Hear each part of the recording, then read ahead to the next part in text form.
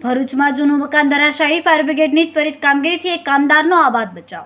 ભરૂચ શહેરના વેજલપુર વિસ્તારમાં આવેલા પારસીવાડ દશા માતાજીના મંદિર પાસે આજે એક જૂનું મકાન ધરાશાયી થતાં અફરાતફરી મચી ગઈ. આ દુર્ઘટના ત્યારે સર્જાઈ જ્યારે જર્જરિત મકાનને ઉતારવાનું કામ ચાલી રહ્યું હતું, જેમાં કુલ 3 વ્યક્તિઓ રોકાયેલા હતા. મકાન તૂટી પડતા જ કાટમાળ નીચે કામ કરી રહેલા 3 પૈકીના એક વ્યક્તિ ટીનાભાઈ દબાઈ ગયા હતા.